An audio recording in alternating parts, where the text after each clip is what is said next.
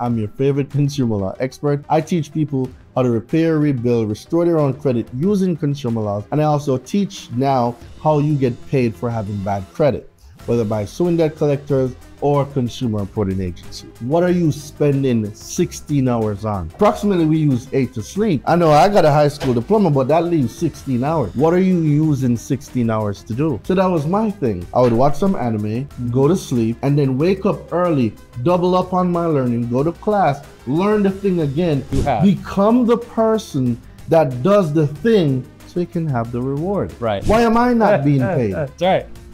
But before I get my check, 30 to 40% is already gone. Now, follow me here, 30 to 40% is gone. But then I still gotta buy food. Oh, taxes there. I gotta buy clothes. Taxes there. I gotta eat. Taxes there. That's right. I gotta get stuff for the kids. Taxes there. Everything. Remember now, we're talking about post-tax dollars here. Yeah. That you are still paying taxes on everything. Even when I die, I am still paying taxes. The report is on the individual to maintain it and protect it. It's not for agencies to do. It's your credit. It's your responsibility. All right, guys, welcome to Success on Repeat.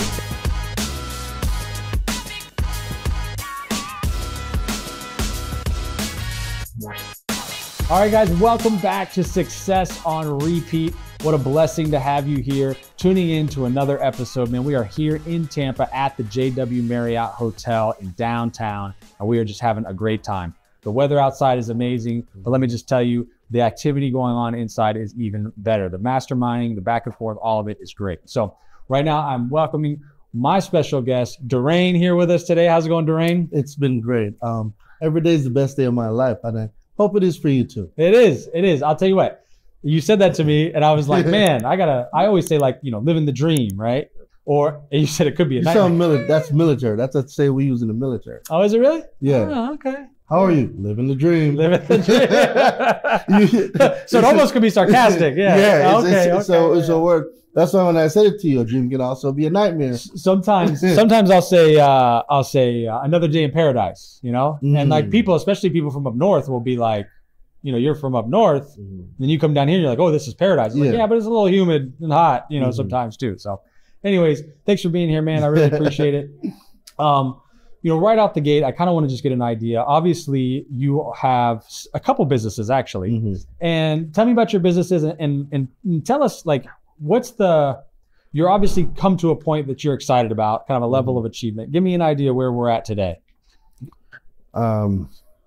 There's no being successful without taking a few L's, right? That's right. I'm sure there's some L's in that word somewhere. Yeah, no doubt. And it's one of the things where your desire to help people is more than your rationality, right?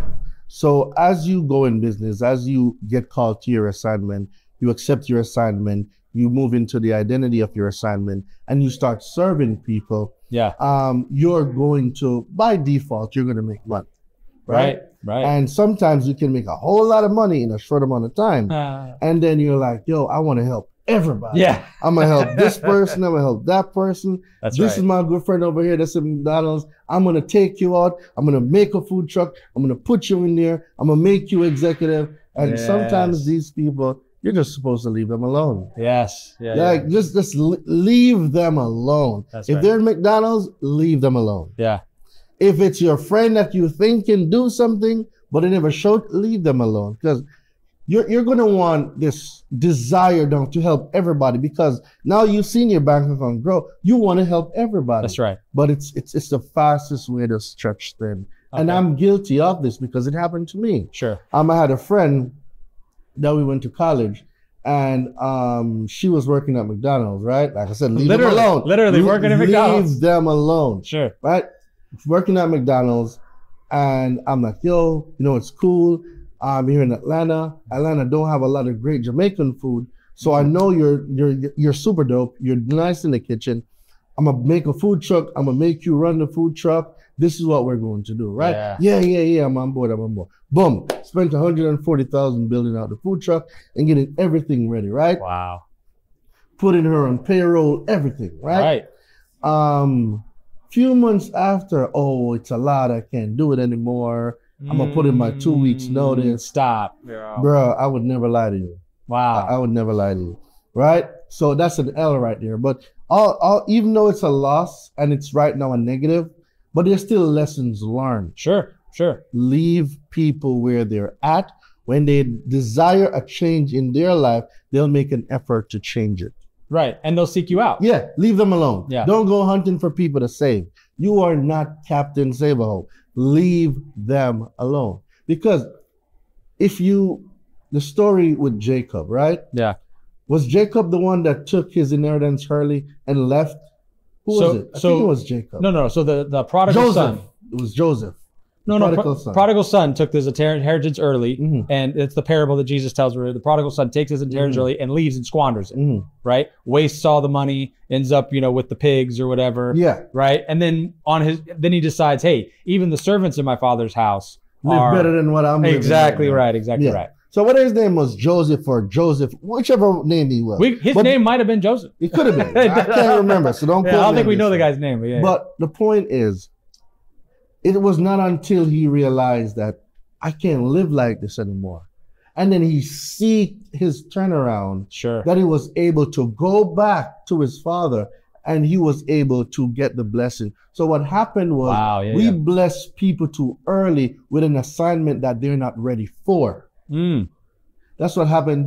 We're going to call him Joseph, all right? I just feel like his name is Joseph. We're just going to call him Joseph. Yeah. Is either Joseph or Joshua, but it's one of them. Yeah. I know it starts with a J. But whichever name it is, it's like, okay, I have a 7-year-old son, right? I got a Mercedes-Benz AMG GLE. Now, on a Sunday when I don't feel like going out, I could say, son, go to the supermarket, go get me some, I don't know, avocado, right? Yeah. It's Sunday. All right. Well, it wouldn't be a great idea giving him a 7-year-old keys to the Mercedes. No, probably right? not. But same kid, same dad, 10 years later. Now he's 17, 18 years old. Right. Right? Hey, I need you to go pick up some groceries from the supermarket. Here's the keys to the car. Go ahead. After they've been trained to drive the thing, right? Sometimes we give blessings to people too early and they're not in a capacity where they can receive it. So all you did was put them in a bad situation. Right. More harm than good. Yeah. And then you frustrate yourself because they failed because you saw something in them that they don't see. Yeah. So now they get annoyed because you're putting the pressure and you get frustrated because you're trying to drag somebody across the finish line. Got it. Leave them alone. Yeah. When they are ready, they will come home. Leave them. Just leave them. Yeah, no, I understand that. So clearly this sounds like an almost recent experience with you. Yeah, it's recent. Well, that's one of them. Yeah. So I have the gift of sight, right? And you can see potential in people before they even recognize it themselves. Got it. And you know this person, if this person only had the opportunity. So the reason why I'm like this is, for those of you who don't know who I am, we jumped straight into it. Yeah, we did. That's good. My name is Daraine Delevante. I'm your favorite consumer law expert. I teach people how to repair, rebuild, restore their own credit using consumer laws. And I also teach now how you get paid for having bad credit, whether by suing debt collectors or consumer reporting agencies. Come on. Right? And it didn't always start like this. Sure. Daraine was born in Jamaica, lived there for 20 years, right? And I had a rich mom and I had a poor mom. And not poor as in we were dirt poor, but my biological mom was we were able to survive and live okay, right? Okay. Yeah, but then I had a rich mom. My rich mom, she was in business. And they were very wealthy. And this lady took a liking onto me because of my character and my personality. Okay. I always studied. I was always an A student. So there's a role and responsibility here, right? She would give me extra money for extra classes at school only if I maintained A grades. Yeah. See, people want something, but don't want to give nothing in return. So I can help you, Dorein, but you must maintain being an A student and you must be within the top 5 in your class. So I'm not sure how it's done here in America. Sure. But back home, when we do exams, we are ranked. Okay. Yeah. From 1 to the amount of students in the class. Okay. I should always be in the top 5. Okay. I cannot drop out of that group ever. Or else you don't get the reward. Correct. Yeah, you can make sure you're in that top 5. But see, me now, I wouldn't say I'm a little nerd, but I am a little nerd. But what I would do is I will triple up on my learning. So when I was at school, I was very active in clubs, all of these things, 4-H clubs, student council, all of these things, right? Going out all the time. But what the kids didn't know in my class is that when I go home, I went to sleep early. And at 4 in the mornings, I'm up reading. So we would have a syllabus, right? It's a guide to what the lesson plan is for the year, for the quarter, whatever. Sure. So I would be friends with the teachers and I would ask for a copy of it. No, anybody can ask for it. Yeah. I was the only one who was. Yeah. So I would always be a week to a month ahead of all the students. Wow. I know what's coming. So I read ahead. So by the time we get to that subject, I'm doubled up already. Right. Plus I'm going to extra class. Interesting. So I learned 3 times when they learned once. Huh. Yeah. So, I mean, there's a lesson in this. I mean, there's a lesson in this. There is a lesson. I mean, that if you want to get ahead, you got to get ahead. You have to get ahead. You do. And when people complain about unfair advantage, no, we all have 24 hours. That's right. What are you spending 16 hours on? Approximately, we use 8 to sleep. I know I got a high school diploma, but that leaves 16 hours. Mm-hmm. What are you using 16 hours to do? So that was my thing. I would watch some anime, go to sleep, and then wake up early, double up on my learning, go to class, learn the thing again, go to extra class. Come on. Yeah. I mean, but how are you going to not be in the top 5? Not everybody is willing to do that. They want something, but they're not willing to do what it takes to become the person. Be, do, have. Yeah. That's right. Be, do, have. Become the person that does the thing so you can have the reward. Right. So lived in Jamaica, 2 moms, rich mom, poor mom. And when I say poor mom, guys, don't in any way, shape or form think I am declassing my mom. I love my mom to death. Like, I'd go to jail for mama. So don't none of y'all try to play with me. Now that we got that out the way, right? And I got an opportunity to go to university. I was actually the first student from my high school to go to university. Okay. Right? And so over here, you would have like a Harvard, like top prestige, top of the line, right? Sure. In Jamaica, we have what is called UWI, University of the West Indies. I was the first from my high school to go to the University of West Indies, right? So interesting. Like I said, it's on the island. The island's not that big. You would think people would go. It's so. I've been to Jamaica. I mean, let me give y'all some pointers. See, here in America, y'all have something called credit. This doesn't exist in Jamaica. Right. So you gotta have money to go. Most places, you don't have to study medicine. It is 1.4 million Jamaican dollars a year. Wow. And the average person does not have that. And you're not getting a loan to do that. No. Yeah, okay. Like student loan will barely help you. Got and it. if they are, they need an arm and a leg, your DNA from your grandma, the deed to your land. They need everything. Right. And so I got an opportunity to get in a work and travel program. So I took it, told my rich mom. She was like, okay, I'm going to help you out. She and my mom and my friend Ricardo's grandma, they put together the money for my plane ticket. So the reason why I'm so helpful to people has always helped me throughout my life. That's good. It goes back to what I said earlier. Yeah, because there's some people that don't get that. You know what I mean? So I'm going somewhere with it. Just follow me. Yeah. I'm going somewhere with it, right?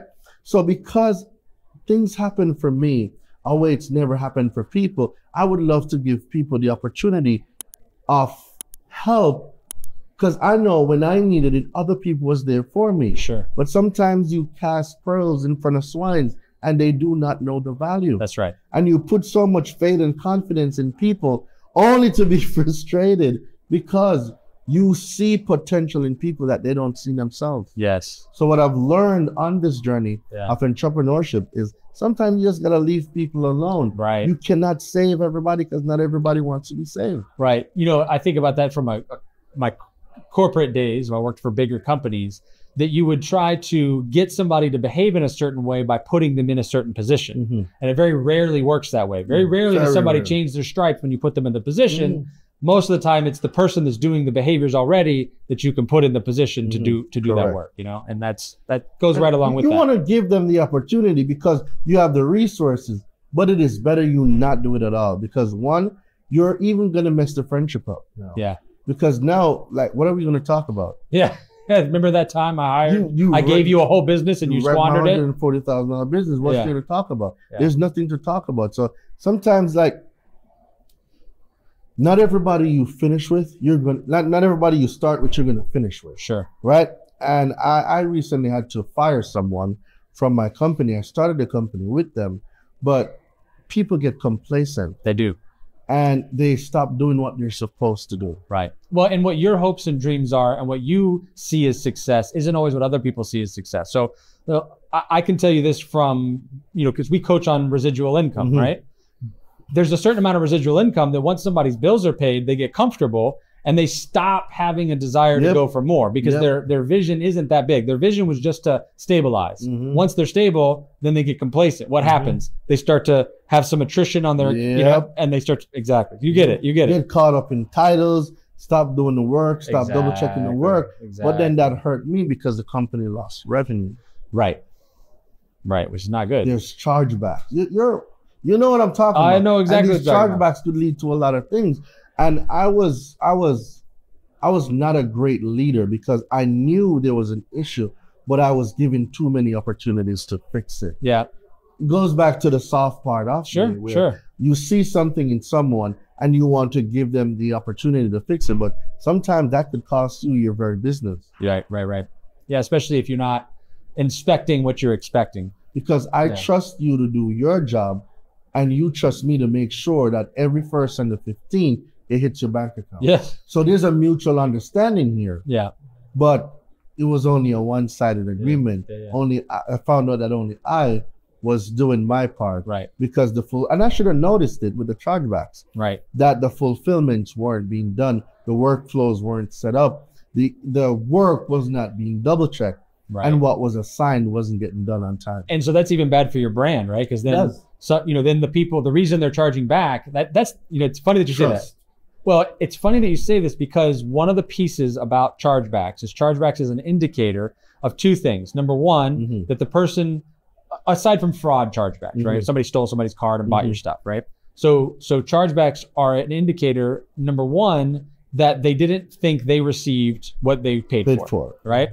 And so number two, though, is that they also didn't feel like that they could address that issue with you. Correct. So there wasn't an open line of communication of customer service that they felt like they would be able to come to you, to get it. And I'm not saying this is you individual. I'm saying but this is an indicator on chargebacks as a whole. From outside looking in. Correct. Right. But we do have the line of communication. There's emails, there's phone, social media everywhere. You can find it everywhere. But it goes back to blind trust. Yes. Right. And then when you recognize these things, as sad as it is, you have to, we're no longer a great fit. Some people are seasonal. And this is where a lot of us fail. When we don't recognize that someone is in your life for a season, we try to keep them. Yeah. Right? But they were supposed to only be there for a season. And you recognize the patterns. You recognize the flaws. You recognize the stuff weren't done. And you're like, no, this is my friend. If I take this away, how is she gonna do this with her? And then that survivor's guilt. Survivor's guilt. Creeps in and it's saying, wait, don't do it. Give her another chance. Right. Give him another chance. At the end of the day, you have to, as a CEO, and you have to hire. What's the saying? You hire slow, but you fire fast. Yes. So I did the opposite. Right. Hire fast, fire slow. Correct. Most people do. Correct. Yeah. So you won't learn everything your first year, your second year, your third. I'm in my 4th year and I'm still learning. Yeah, amen. Right? But now, see, people don't want to go through some stuff to get to their stuff. Yeah. And they don't recognize that the journey of the path Right. is where you learn the most lessons. That's right. Because now I can see things that I couldn't see before. Right. Now I've developed processes and systems to double check work. Yeah. End of day report, Right. end of week report. If we put out an RFI is a request for information, and someone takes more than 3 hours, what were you doing on company's time? Right. Interesting. Yeah. You see what I'm saying? Yeah. So it's these things that make you into a better person. Or it could just, people just give up. I can't do this anymore. It's Right. too much. Because people don't understand, like, this hard part right now, when you're just getting punched in the face, like, I got comeback power. Yeah. Come on. But if you just stay laid down, Yeah. you just... Yeah, it's funny that you say that. You've got comeback power. And what that makes me think of is, again, you mentioned be, do, have, right? Become the person. But if you are the person, then the tactics will figure themselves out, right? You'll figure it out if you become the person. So a lot of times when people are looking for how to do something or wanting to learn something so that they can have a level of success or whatever it is, they are incapable of doing it because they haven't become the person yet. So if you give that person the thing, if you give that person the food truck before they become the person that can do it, then it's all going to collapse in itself. They've thought of themselves as an employee, right, and not as a owner, right, and that's what the difference was. Exactly right. So a lot of y'all that are out there that wants to start your business, you are scared of, oh, what if I fail? Listen, fail and fail fast. So you figure out all the things that don't work. So the only thing that's left is what does work. Yeah. But they don't want to, oh, it hurts. Let me go under the table. Oh, pain is there too. Let me climb on this chair. The pain, it will always be there. Right. But you see, how the pain changes you depends on you. Yeah. Because it can either make you or break you. That's right. That's right. And it's important that we, as leaders, we need to create an atmosphere where, Caesar said it best in Planet of the Apes. One ape weak, but apes together strong. Right? Yeah. So when we create a working environment with star players that's able to do their assignments, that love what they do, and people that are really ride or die, like, these are the people that create a strong foundation that gives you that extra support. Yeah. You know what? I'm going to just do it. I don't know how I'm going to figure this out, but I'm going to do it. It gives you that belief and that confidence. And before you know, you just broke through another ceiling. Yeah. And now you're operating at a different frequency than before. Sure. But it takes something that means a lot to you, right, to push through. Because a lot of people, if the road is not paved, if it doesn't have street lights, they don't want to go. Right. But sometimes the road that is less traveled, that's where your treasure is. That's right. But, oh, if I don't see it, I don't believe it. Well, I'm sure you believe that oxygen exists, even though you don't see it. Yeah. I'm sure air flows in and out of your lungs. I can't see it. Yeah, that's right. So, like, people don't want to admit the fact that, we really choose our hard, but which hard do we want to choose? See, there's a hard that will keep you poor the rest of your life. It's called the matrix. It's called society. Go to school, get a job, get a 401k, get a house, a dog, a kid, and that's it. Right. Right? Retire in 40 years. Biggest scam ever. Next to student loans. But that's a whole nother whole nother conversation. That is a total scam. Versus, it might be hard now to learn how to start a business. Yeah. I know how to do this one thing so well. That's the lie, right? It's not that hard, but we've been bought a bill of goods by the Matrix. The Matrix told us, go this path because this is the safe road. Well, it's going to safely send you in the same way that everyone else is going. Oh, you're going to fail. Yeah. Yes, I'm going to fail. I might fail a few times, but guess what? I got comeback power. And it's one of the reasons why it weeds out people that make it from those that don't. Yeah. Because as soon as they hit a pothole, the tire bursts. Okay, go into the back of the car, get that thing. What's it called? Spare tire. Get the spare tire, get the jack, wind that baby up, take them wheels off, put another one on, and keep it going. Right. That's right. And if I don't have a spare, I'm gonna rim it. I'm gonna run it till the wheels fall off. Yeah, man. But how many people are willing to do that? How many people are willing to say, yo, I'm gonna put all the chips on me?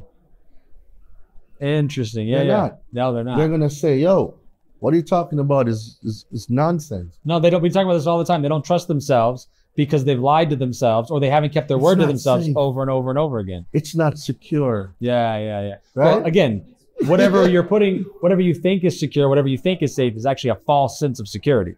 What you were believing in. It's funny, I talk about this with security. Mm-hmm. The thought that like, because I'm in this place or I'm packing, I have a gun on me or whatever things that we do to make ourselves more secure, does it or doesn't it actually protect us from the real danger that's out there, right? And the answer is we don't know, right? You can't protect yourself from everything. And if you were to just hide in your house, well, a plane could crash into your house, right? I mean, meaning obviously all those things are far-fetched. But people think like this when it comes to starting a business or going out on their own. They're thinking of the million ways that it's going to fail and then it's going to go terribly. And they have anxiety over it and they talk themselves out of doing the one thing that has the potential, right? Not a guarantee, the potential. Because we can guarantee over on this other side that you can have this smooth path to nothing, right? Or if you want to go outside of your comfort zone, you can have the potential through this path or this path, or there's a million other, right? There's a million to choose from. And one makes it big, one doesn't, I see it. All right, so let's look at one of the biggest scams ever created. Like, tell me a scam that is so normalized you don't even know it's a scam. Credit. Oh my God, that's one. Right? Because credit is needed for student loans. Right. But let's start at the you know what? I might hurt some of y'all feelings. I'm gonna behave myself. Let's start with credit first. Yeah, let's do credit. All right. The one most important thing every adult need that you are never taught in school. People coming out of college don't even know what a FICO score is. Yeah. Let alone what FICO is. Yeah. But when you were getting the student loan, they did run a credit check. You probably just didn't know it. Maybe you had somebody stand security for you and they used them. Right. Or you went to college, they ran it, but then you forgot about it. Yeah. But something so important that controls the way you walk, because if you don't got good credit and your insurance is trash, you met in an accident, you won't be walking. Yeah. Where you live, where you travel, where your kids go to school. That's right. How you travel, how you vacation, if you can vacation. That's right. That's right. It's controlled by credit. That's right. You getting approved for a home. You living somewhere. Living somewhere. Right. Credit, but yet it is not taught in schools at all. Yeah. Even renting, not even owning something and taking out a debt. Even just the ability to go and pay somebody else to rent their space. They do credit checks. So let me tell you what people believe. People believe the country is run by a president. The country is run by banks, a group of banking cartels. Now, that's the whole world. The whole world's run by cartel. Yeah. Oh yeah. I don't think they wanted me to go. No, we're not going to go down that Island deep. But if that's where you want to take it, we're not going to. Your boy is ready. Yeah, no doubt. I will say this though: the tallest buildings in every downtown are banks and insurance companies are just banks in disguise. So don't be confused. Do not be confused. We're in downtown Tampa, right? The name on the tallest buildings, Truist, Bank of America, Regions, what are those? Banks, right? So, it speaks for itself. But you see, the system was designed, there's two parts of the system. There's the haves, and then there's the have-nots, right? Then we got a few people in the middle trying to live like the Joneses, trying to catch up. Yeah. Right? So now, we create a system where majority of the population, 95 to be exact, are not educated on credit. America has 330 million people. 333 million people living in there, right? Yeah. About 200 million have a credit score or a consumer report, right? Every 3 out of 5 colored, whether black, brown, or Hispanic person have errors or bad credit. Every 1 in 15 Caucasian have bad or terrible credit. Wow. Right? So we're in a system where we were told that what? Credit is bad. You should only use credit to buy groceries. You should cut your credit cards up. You should live below your means. What does that even mean, to live below your means? That's right. It just means, I think, at least the way I've always interpreted is you spend less than you make. But what kind of life is that? So who are you paying? Yeah, I don't know. Shouldn't I be paying me? I'm the one doing the work. Yeah. Why am I not being paid? That's right. But before I get my check, 30 to 40% is already gone. Before I even get it, That's right. it's gone. That's right. Right? Now, follow me here. 40% is gone. 30 to 40% is gone. But then I still got to buy food. Oh, taxes there. I got to buy clothes. Taxes there. I got to eat. Taxes there. That's right. I got to get stuff for the kids. Taxes there. Johnny needs a new shoe. Taxes there. Oh, Mom, I'm going to buy you this gift. Taxes there. Everything. Remember now, we're talking about post-tax dollars here. Yeah. That you are still paying taxes on everything. But guess what? I've lived a great life. I'm about 90, 95. It's time to go home to see my maker. Even when I die, I am still paying taxes. The estate tax. So let me get this right. Let me get this right. Let me get this right. What started? Was it the Revolutionary War? In what? 1776? What started the Boston Tea Party? 1776. There we go. What was that? 1775. That was the Revolutionary War. Revolutionary War, right? So it was the tea tax. No, tax on what? Tea. Tax on what? Tea. I don't think somebody in the back heard you. Tea. The tax on tea. They tea. started a war for taxes on tea. It was more than just that. Wait, yes, but it was taxes for sure. Yeah. It was the stamp tax. It was but whiskey that's tax. what started. Yeah, that's the straw that broke the camel's back. And it was like very low. But wait, it was taxes on what? Tea. Tea.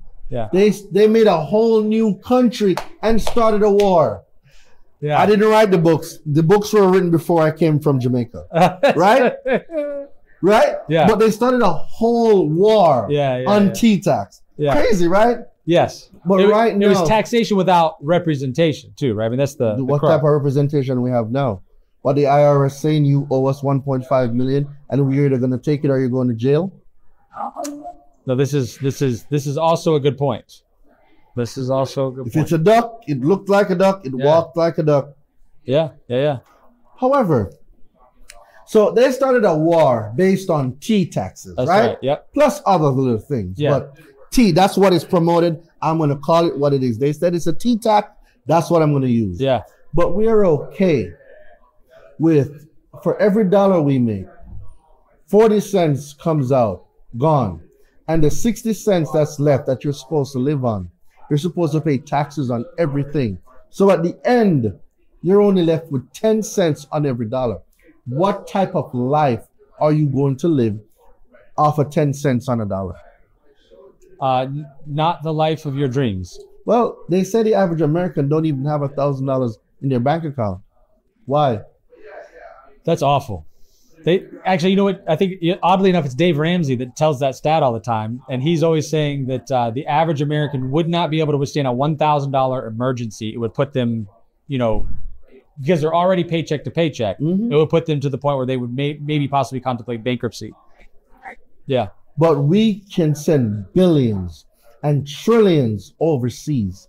And we got veterans. Man, you're opening the wound, throwing salt in it, vinegar, alcohol. But these are all the scams and the lies that we normalize that we think is okay. Right. They started a war for tea. Yeah. But now it's okay for them to take up to 90 cents from our dollar. Yeah, it's the frog in the boiling pot that they talk about, right? If you throw the frog in the throw pot, him in, he's gonna jump out. Correct. Well, let's put him in there. You know, it's cold. It's yeah, nice. and then warm it up slowly. We'll throw in some petals so he feels amazing. Yeah. Then we'll slightly turn it, right? Exactly. Homeboy don't even recognize he's being cooked. Oh, this feels amazing. Yeah. Until your dinner. Yeah. Right? Yeah. For people that eat frogs, I don't.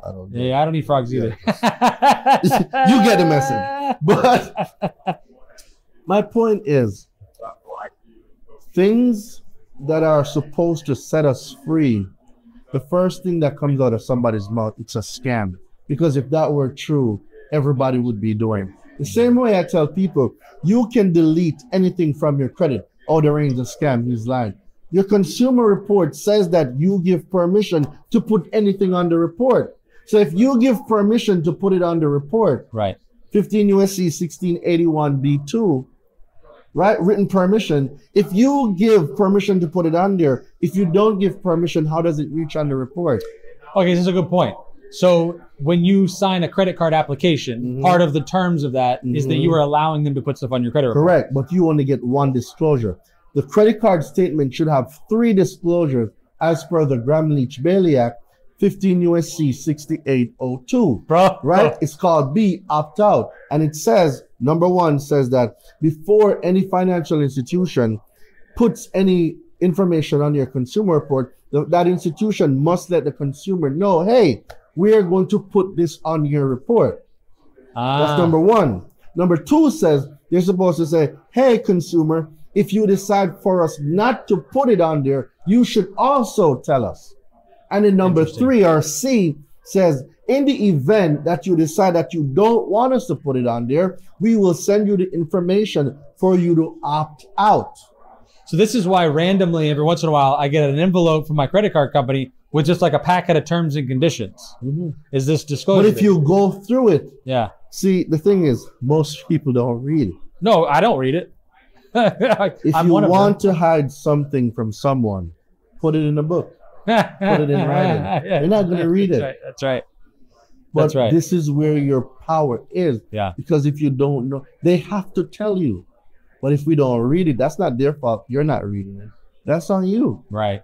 So it gives us the ability to have what we want reported. But because nobody reads, we think, okay, when you think TransUnion, Equifax, and Experian, what word comes to your mind? Credit bureaus. That word. Yeah. Do you know that in the FCRA, the Fair Credit Reporting Act, the law that governs the consumer reporting agencies and what they do, credit bureau is not defined. Credit bureau is not a word that exists. Credit bureau is a made-up word. Put in, okay. Have you ever heard of double language? Sure. All right. Sure, like it means 2 things, right? So for those of you who don't know and that didn't Google it, double language is when you say something when you mean something else. Yeah. So in other words, people that hear it are going to be thinking one thing, but you are using the technical definition, so to speak, in order to say this over here. That way, when they come back at you because they're mad that what they thought you were saying wasn't what you said, right?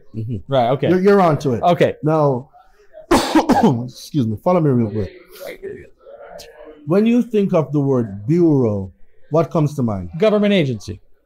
TransUnion, Equifax, Experian, LexisNexis, Innovate, SageStream, ARS, MIB, none of them are government agencies. None. All are private organizations. Correct. Wow. Some of them publicly traded too.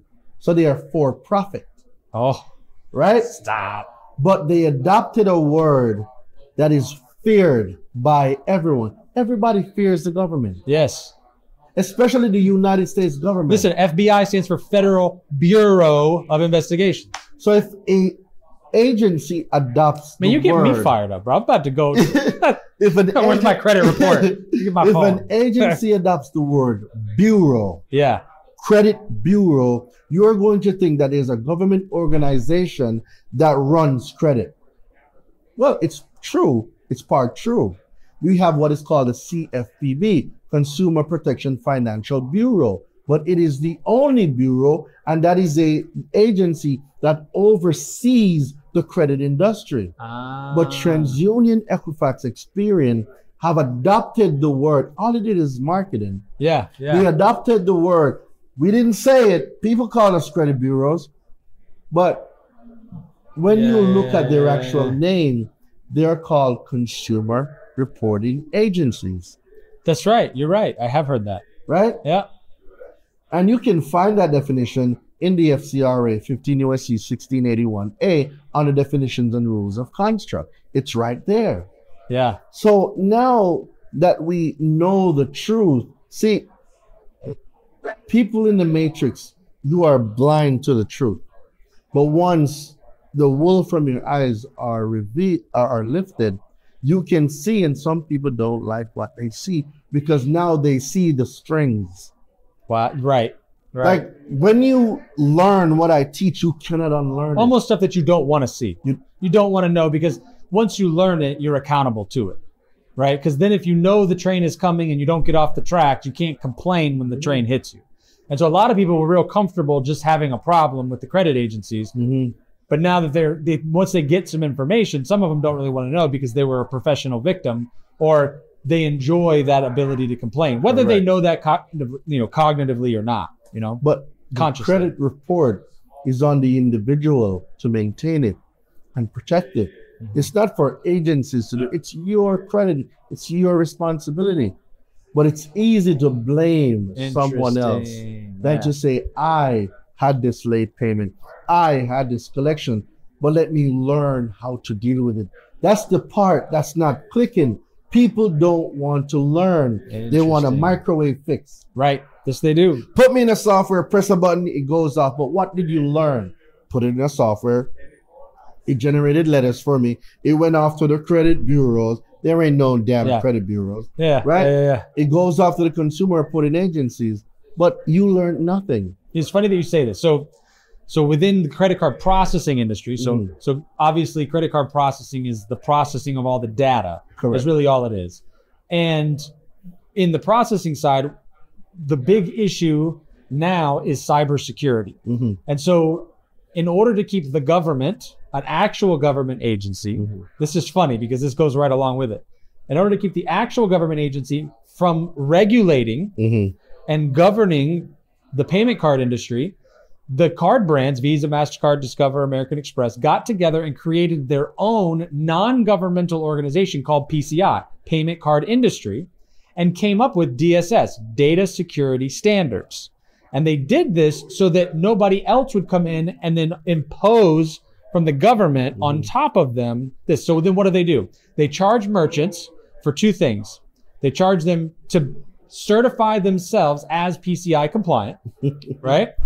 And number two, they charge them if they don't certify themselves as PCI compliant, right? So they charge them to get certified, and then they charge them if they don't certify. Because most people sign up for a merchant account. They start getting emails from the processor saying, hey, you need to do your PCI compliance questionnaire. And most people ignore it. They don't do it. And then all that happens is, $30 a month pops up on their statement, $40 a month, $50 a month. If they take too long, a lot of times those fees will start to creep up, right? Comma right there. Yeah, comma. So $30 a month, but multiply that by 16 million. Exactly. Okay. So you see this. So then what's happening is this money then has fueled an entire new industry. So there are certification companies now that have been created, right? That pay money to become certification companies to the PCI organization. A portion of that money to certify goes to PCI. And then PCI lobbies on behalf of the credit card agencies, the credit card brands, to the government. Again, why? To prevent them from getting involved with this cartel, this process, which again, I always say credit card processing is complicated by design because it was created by banks, right?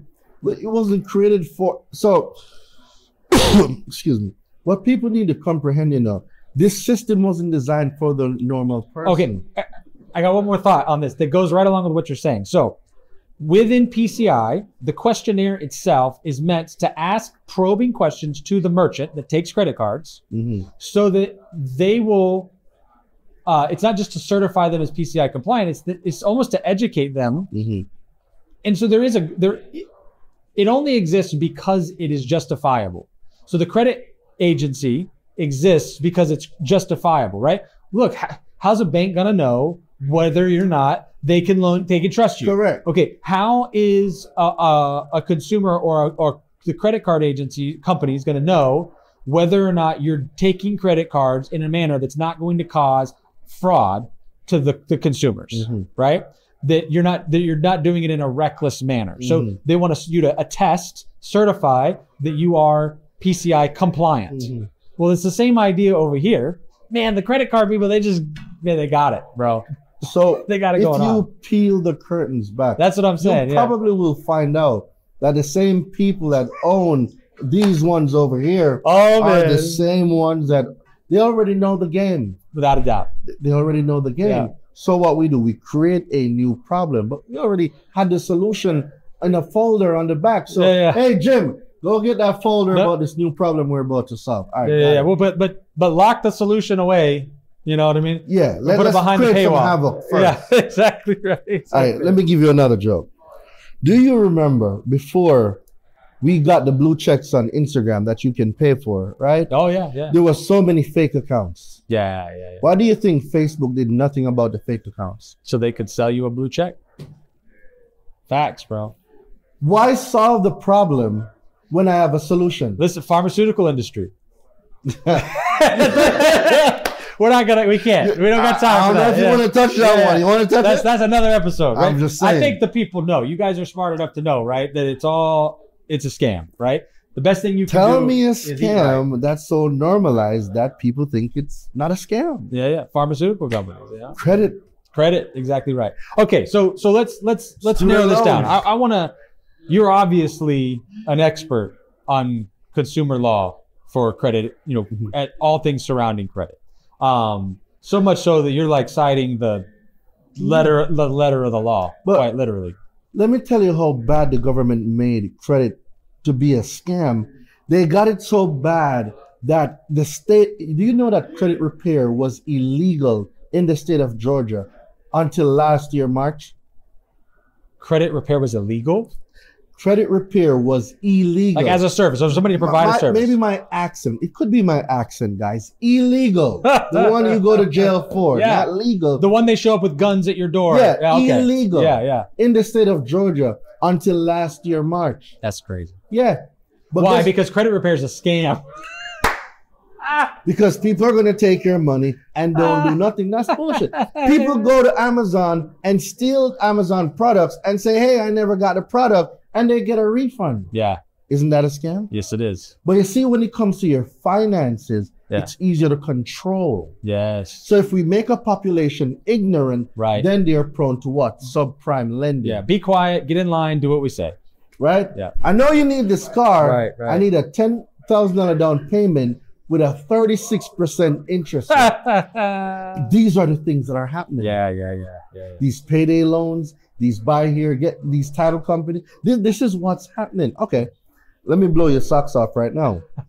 Wells Fargo sued $3.7 billion for illegal repossession, illegal foreclosures, illegally opening accounts, illegal misapplying payments to consumers' consumer report. Wait a minute, I'm not done yet. Bank of America sued $200 million, illegally withholding bonuses and perks from credit cards from consumers, illegally opening accounts, illegally applying late payments, illegally, what else did they do?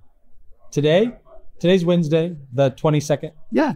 These are we're recording this on Wednesday, May 22nd, 2024. These are things you can look up. Yeah. But what they get? A slap on the wrist. That's right. Corporations can't go to jail. People can. Right. They'd have to be able to narrow it down to the one individual or conspiracy, the group of individuals, and it's too difficult to do. Wells Fargo is a staple bank. Too big to fail, right? Too big to fail. They ain't going nowhere. Yeah. So we're gonna slap them with a fine. All right. So we've uncovered the problem. The problem, I think, is clear.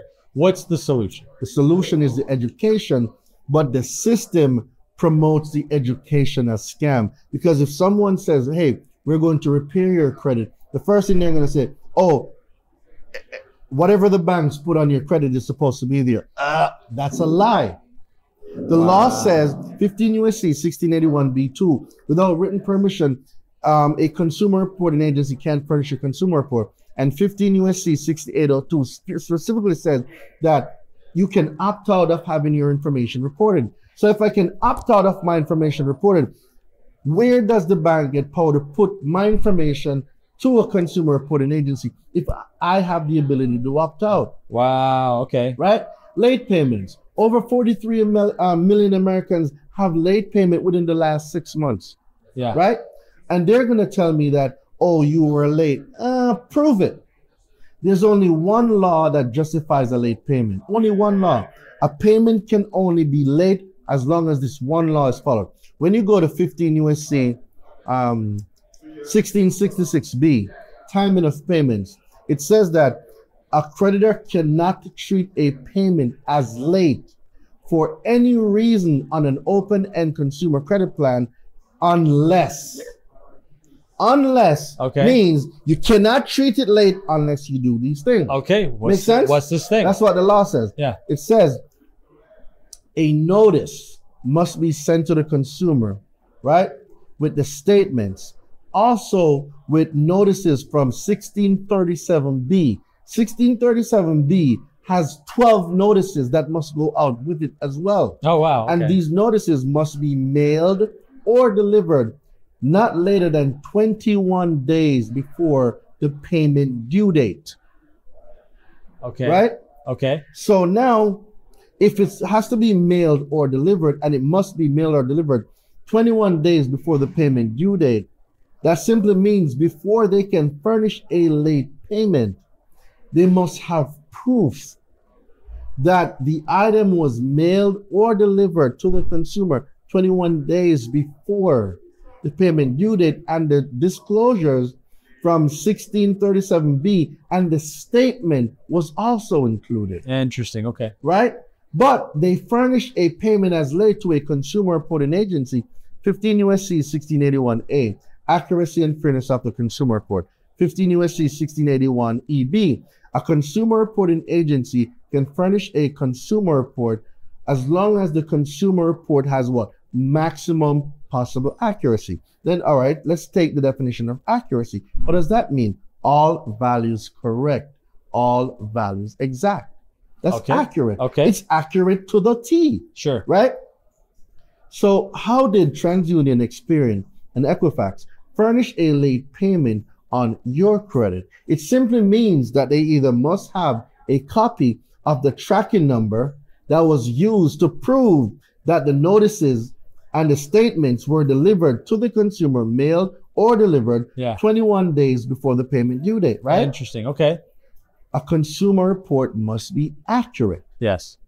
So if they do not possess the document or the tracking number to prove that what was required by 1666B under timing of payments was done, where does the late payment come from? If a payment cannot be treated as late for any reason unless the things weren't done. So, all right. So this is a lot. I mean,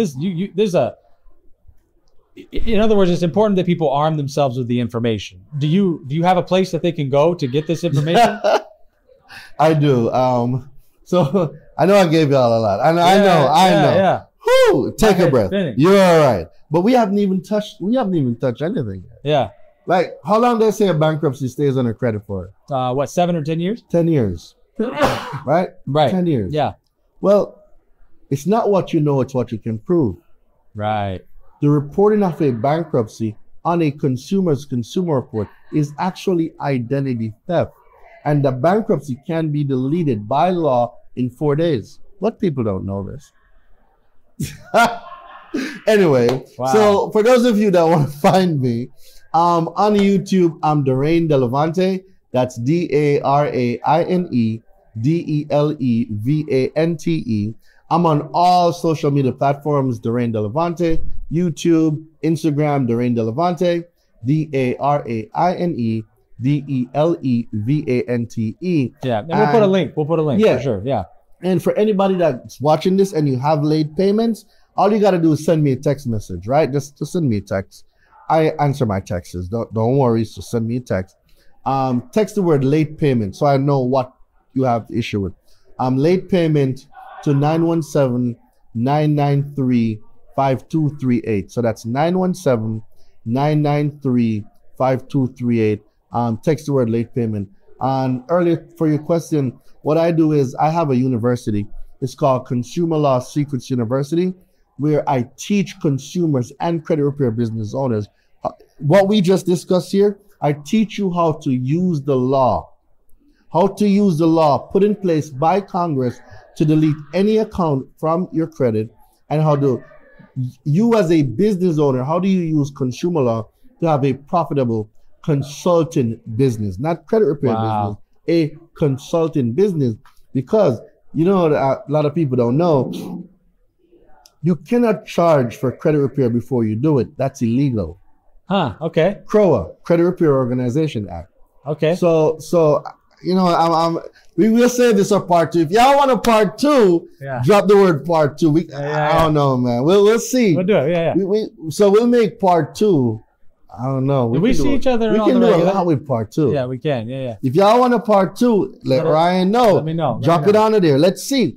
If there's someone that you know that would benefit from this episode, first of all, make sure y'all subscribe to his channel. Like y'all just got this fire content. Make sure you're hitting that subscribe button. All right. Social currency goes a far way. If you happen to browse over to my channel, Daraine Delevante, give me a follow. Give me a sub too. It goes a far way.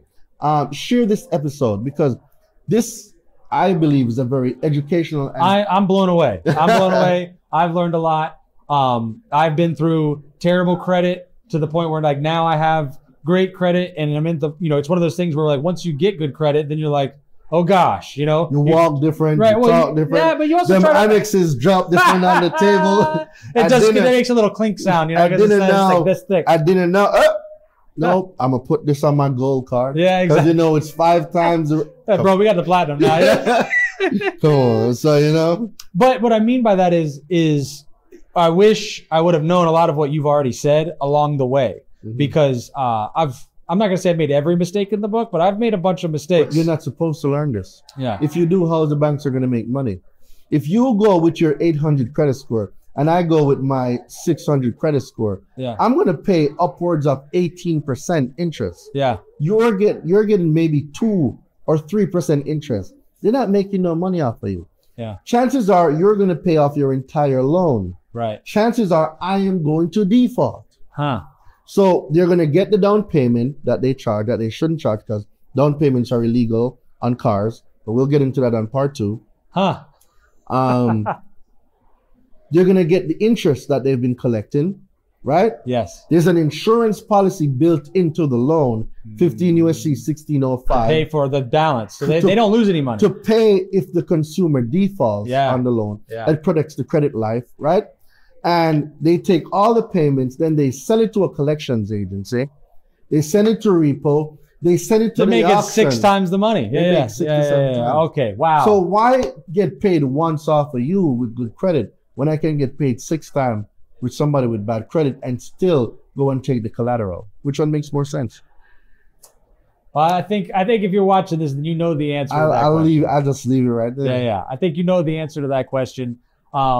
Don't let the things that are set up, that are systems set up against you, stop you from having the success that you know you want, that you know that you deserve, but you feel like the information that you don't have is what's stopping you. Go get the information. It's very easy to educate yourself. It's very easy. What I say in the Bible? Seek and ye shall find. That's right. Knock and it shall be open to you. Come on. Y'all ain't seeking, y'all ain't knocking. Yeah. And it's the reason why y'all need to be tuned into this channel. That's right. That's right. So you can find me obviously at residualchampions.com. We do everything residual payments and residual income.